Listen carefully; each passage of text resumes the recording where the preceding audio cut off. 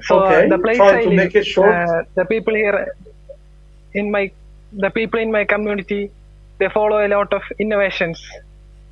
So I'm not Okay. personally accusing them, but I think probably all of them are doing it without knowing, just like I used to do. For Mm. example, I used to recite Surah Yasin, Surah Rahman, Waqiah after my Maghrib, like it was a compulsory thing.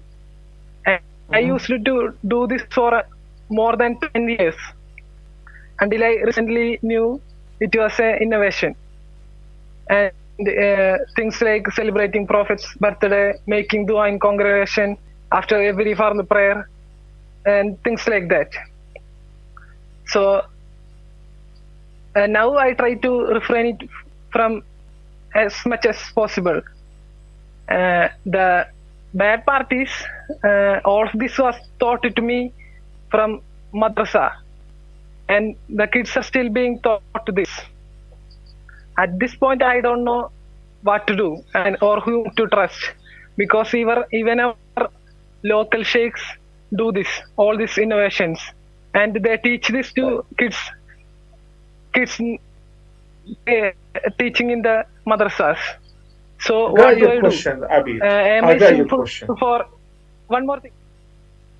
Yes, go ahead. Sinful if I do an innovation without knowing it is an innovation, I got your question. and I, am I I got your responsible for second question. correcting? طيب. Thank you, Abid, for calling in and asking this question. If any person does anything by mistake or out of forgetfulness or he's been misinformed, he is not liable before Allah subhanahu wa ta'ala.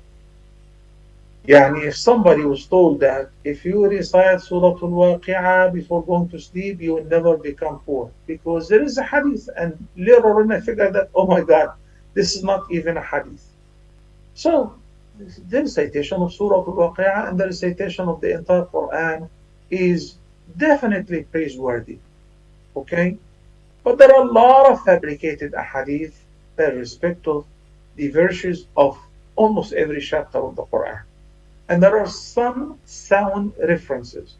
Well, I didn't know before, but now I know that reciting Surah Al-Mulk at night before going to sleep protects against the tone of the grave. So I recite, Alhamdulillah. Will I be deprived from the reward of reciting Surah Al-Waqi'ah in the past? No, because the reward for each letter you recite, you get 10 good deeds. Well, I have memorized Yasin, Al-Rahman, Al-Waqi'ah, Al-Mulk, and every night between Maghrib and Isha and sit and I recite my Azkar and I recite these surahs to revise them. Is there any problem with that? No, there is no problem. Is it considered an innovation? No. I decided to recite Surah Al-Baqarah every day after Fajr. Is it an innovation? No. When does it become an innovation? When it is prescribed, and the Nabi Sallallahu Alaihi Wasallam never prescribed it. When they say that we have to recite between Dhuhr and Asr, or together we're going to recite this particular surah every day because it does deliver this, or it protects against that. And there is no such reference. But the recitation of the Quran in general is praiseworthy 24/7. As I say, somebody who start in madrasa to recite any surah at any time, not because it has a special verses to be recited during this time, it's permissible. But if it is attached to a hadith which is fake or fabricated, or verses which is not proven to be sound, then doing it at this time with this intention is not permissible. But reciting it like reciting any part of the Quran is permissible 24/7 as long as you're not in a state of janaba. Making dua after the prayers individually is permissible, whether fard namaz or voluntary. What is perceived as an innovation when the Imam gathers the people after every fard namaz and they make dua in congregation. I'm not going to be part of that. And take it easy on the people because maybe they didn't know. Like yourself exactly.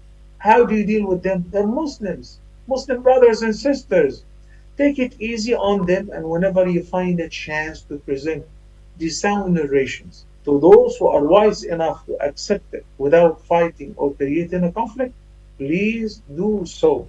But I myself, I stick to the truth and I do not become part of innovation. And look at your brothers and sisters with the look of mercy and hope that one day they will come to recognize the truth. They are very sincere and that's why they pray. They're very sincere, that's why they recite the Quran and they recite the dua, assuming the dua in congregation after the prayers is prescribed. Had they known that it is not actually prescribed, they would have done otherwise, prayed on their own for innocence. Barakallahu fikum, respected Abi.